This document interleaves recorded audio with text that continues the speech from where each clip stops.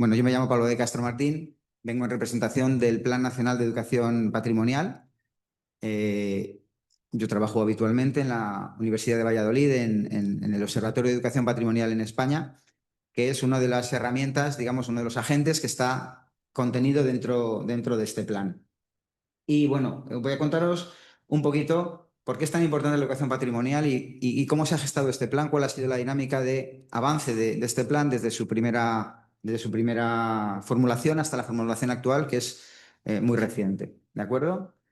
No quería empezar sin hacer un poco de autopromoción. Este es el mantra que me inventé para mi tesis doctoral sobre educación patrimonial después de... Yo en realidad vengo de trabajar en centros escolares. Han sido 25 años de trabajo en nivel de bachillerato y secundaria, diseñando proyectos de educación patrimonial que se implementaban transversalmente en varias asignaturas a la vez. Y mi tesis fue una autoetnografía de 18 años de proyectos, de la cual derivó este mantra que me creo a pies juntillas y que no puedo evitar lanzar en cada ocasión que tengo, ¿no? Realmente considero que el patrimonio cultural es esa piedra filosofal, ¿no? En el sentido de la ciencia alquímica medieval, que permitía trocar las cosas en oro, pues el patrimonio nos permite hacer eso prácticamente con todas las áreas de conocimiento que se imparten en la escuela, en cualquier nivel de la escuela. Y desde luego la educación patrimonial es como tal esa ciencia, ¿no? Que permite articularlo todo de una manera coherente, permite mezclar ámbito científico con ámbito tecnológico, con ámbito de humanidades, con ámbito de ciencias sociales, con ámbitos artísticos. Y bueno, pues ese ha sido un poco el trabajo que me ha llevado estos últimos años y que realmente también me ha conducido a formar parte del Plan Nacional de Educación Patrimonial. Bueno, el plan en realidad no es un plan, son los planes, ¿no? Los planes en torno al patrimonio cultural son un total de 15 planes actualmente. Ahí tenéis un poco la relación de cuáles son. No están ordenados por categoría, ni siquiera por orden, digamos, fecha de aprobación. Son todos exactamente igual de importantes. De hecho, hace no mucho tiempo ha habido una reorganización de estos planes. Algunos se han juntado. Concretamente, en el de Arte, Cultura Visual y Sonora Contemporánea ha recibido aportaciones de otros planes que existían previamente. Este es el modelo que tenemos en la actualidad.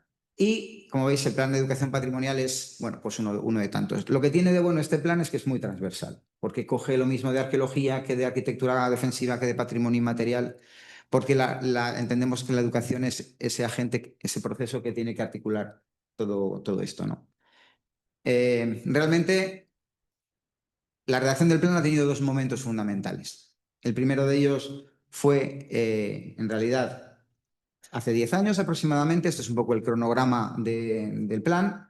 La primera vez que se empezó a hablar de educación patrimonial de una manera muy oficial fue en 2011, con ese primer monográfico sobre educación y patrimonio, pero digamos que la fecha clave empieza en el año 2013, cuando se aprobó el primer Plan Nacional de Educación y Patrimonio, que se llamaba entonces. Desde entonces el plan ha llevado a cabo acciones de diverso tipo.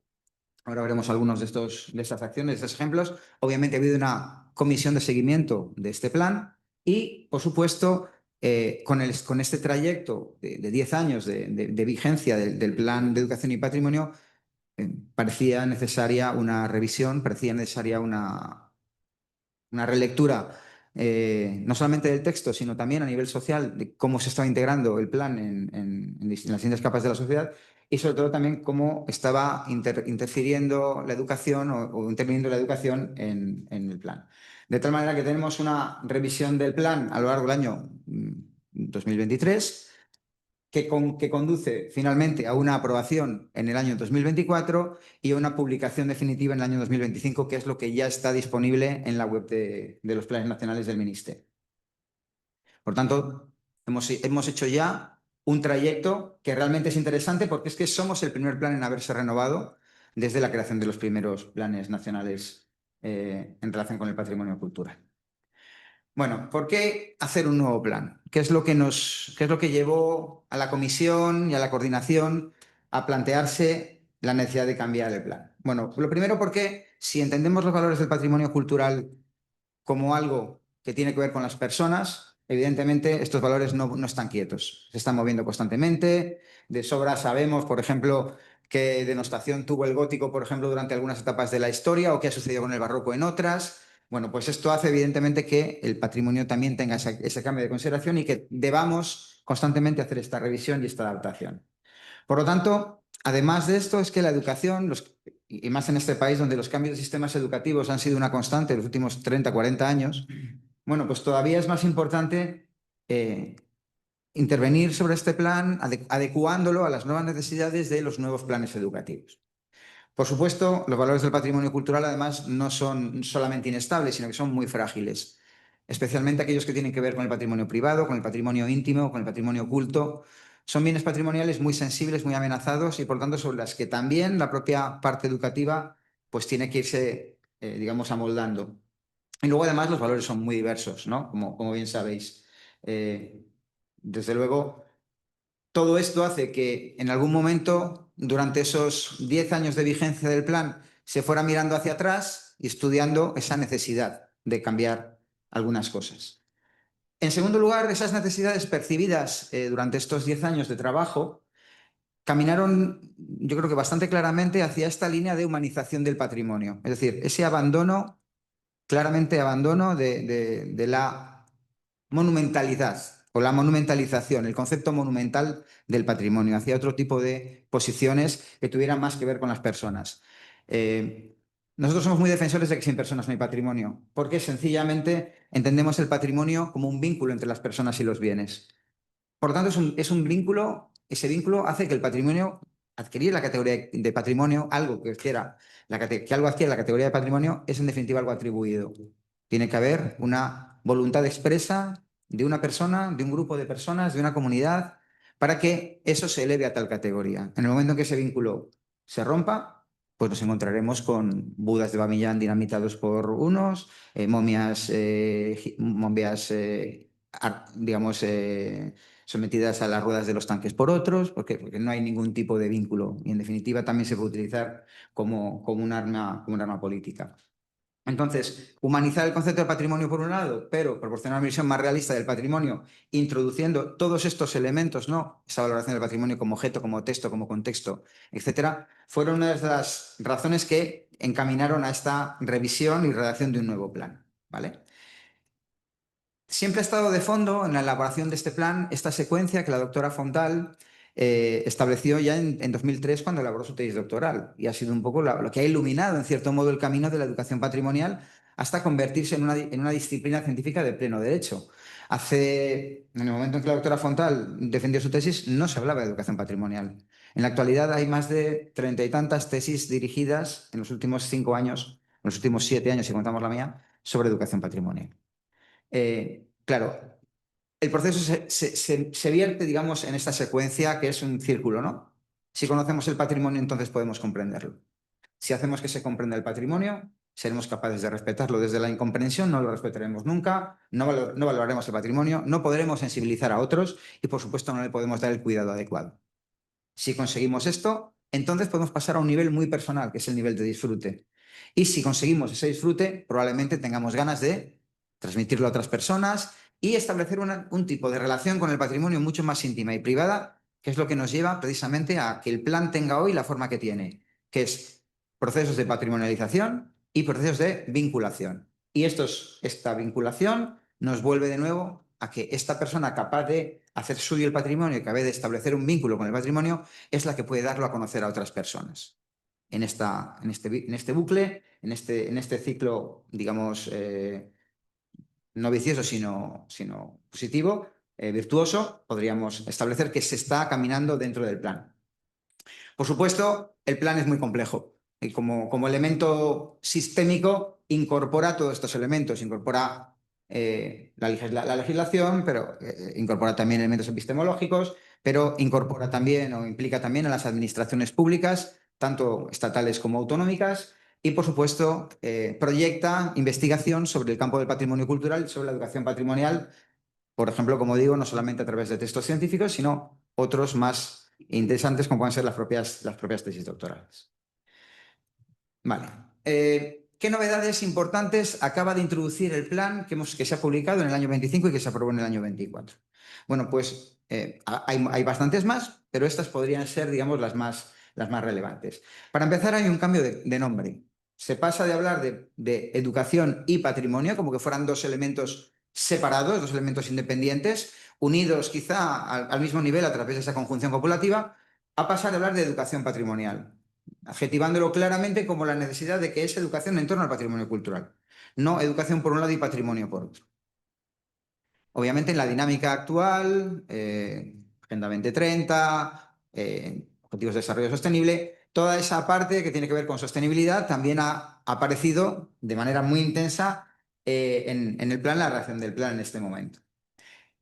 Del mismo modo, se ha cambiado el concepto de público por el concepto de comunidad patrimonial, en el sentido de que el público no es un grupo de personas necesariamente vinculados con el patrimonio que han ejercido, digamos, estas dinámicas de patrimonialización, sino puede ser realmente alguien que viene, no tiene ninguna conexión con nada, viene y como viene se va, y por tanto nada de esto le cala, nada de esto digamos, le penetra, ¿no? En cambio, las comunidades patrimoniales tienen, en comparación con esto, la dinámica de que son ellas quienes deciden qué es patrimonio, qué patrimonio quieren potenciar, cómo lo quieren cuidar, y desde hacerlo suyo, en realidad lo hacen de todos y lo conservan. Hay un cambio también bastante importante que tiene que ver, por lo menos tiene que ver para nosotros los que hemos trabajado tanto tiempo a pie de calle en educación, que es también con el cambio de la actualización en las esferas educativas. Habitualmente hablábamos de educación formal, no formal e informal. Cuando nos referíamos a la escuela, cuando nos referíamos a la educación, por ejemplo, en museos, en centros culturales, o cuando sencillamente entrábamos a teclear algo en Google y buscábamos una información, ¿no? Bueno, este modelo pensamos que está ya bastante obsoleto y empezamos a hablar de otras esferas, que no son tres, que he puesto tres aquí, pero que podrían ser más. La esfera escolar es evidente, de hecho, nosotros sostenemos desde el Observatorio de Educación Patrimonial que no tenemos un problema de ley o de negro sobre blanco en lo relativo a la educación patrimonial. Prácticamente todos los planes educativos de todas las comunidades autónomas recogen e introducen elementos del patrimonio cultural en su dinámica, pero es verdad que lo que sí que hemos detectado es una falta de formación por parte del profesorado o una falta de capacitación del profesorado para poderlo asumir con garantías. Por eso hablamos de de esfera escolar, hablamos de esfera cultural, cuando salimos obviamente del marco académico, o social, cuando hablamos no solamente de redes sociales, pero fundamentalmente también de redes sociales. Se han incorporado los entornos digitales también, de una manera diferente a como estaba antes. Ahora se hace como contextos de aprendizaje, antes se utilizaban como herramientas al servicio de, esto es un cambio yo creo que también bastante sustancial, y se ha cambiado también el concepto de tecnologías de la información y de la comunicación por avances tecnológicos. Sencillamente porque se piensa también que este término también ha quedado ya un poquito sobrepasado y que probablemente no vaya a dar cabida a nuevas realidades tecnológicas que podamos encontrar. ¿Vale? Vale, ¿qué acciones se han ido desarrollando desde el plan? Y pensad que el plan no solamente es el ministerio, sino cada una de las comunidades autónomas y todos los agentes que las comunidades autónomas tienen trabajando en el plan. Bueno, pues por ejemplo, se han desarrollado bastantes acciones científicas, al menos en dos niveles alternos de manera bienal.